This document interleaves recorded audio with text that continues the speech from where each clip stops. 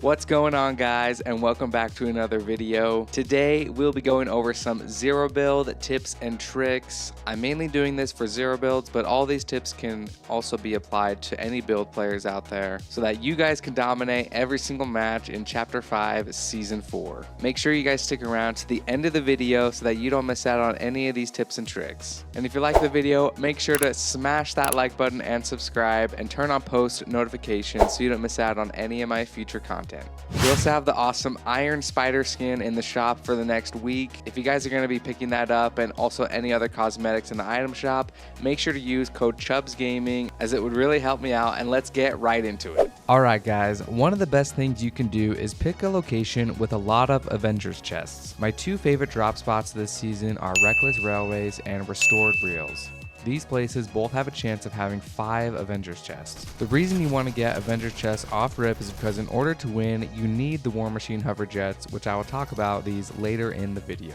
Reckless Railways and Restored Reels are pretty close together, so if you don't find them in the first location you go to, it's a short trip in a car to the next one. If you think these spots are lame because they're mostly uncontested, then you can land at the Raft. It is by far the best hot drop of the season. It has the best Mythic and Medallion, which are risking a lot of people landing there and dying off spawn. Landing at these locations lead me into my tip number 2, which is mastering the War Machine hover jets. I try to find this item as soon as possible at the beginning of each game because it is so useful. You can use it to catch up to vehicles, disengage from risky fights, and move around quickly while fighting enemies. If you are fighting someone who has this item and you don't, then you are at the disadvantage. The best way to use this item is by mastering the dash technique, and I have a full tutorial on this linked above. Make sure to go check it out. Tip number 3 is using the best loadout that this season has to offer. This might differ based on your preferences, but for me this season I am rocking the Striker Burst AR, the Gatekeeper Shotgun, the War Machine hover jets as my main items.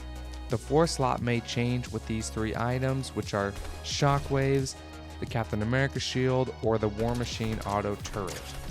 Shockwaves bring more mobility, and when combined with the hover jets are insane as another form of movement. The Captain America shield has aimbot and can hit multiple enemies at once.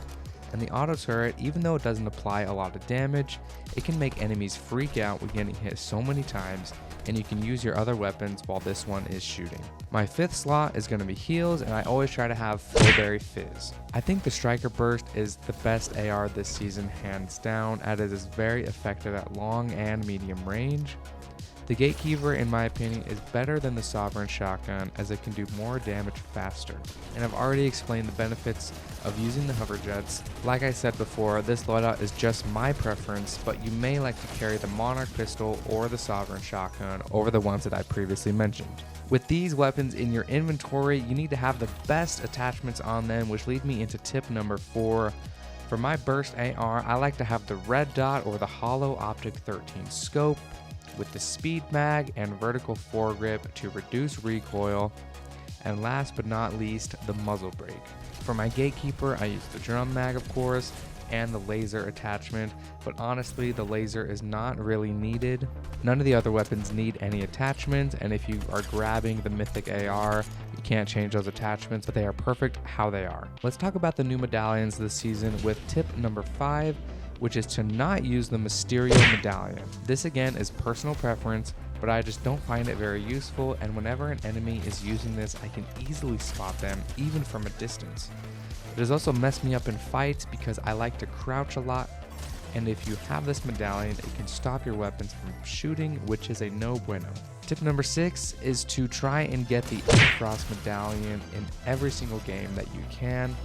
This is by far the best medallion, especially for endgame, as it points out your enemies. And as a bonus, you also get the best Mythic, which is the Mythic Burst AR. These two combined give you such a high advantage over other players, which you can use to get more Victory Royales. Alright, tip number 7, if you are using the War Machine hover jets, you need to try and not use the underworld dashes at the same time. Let me explain.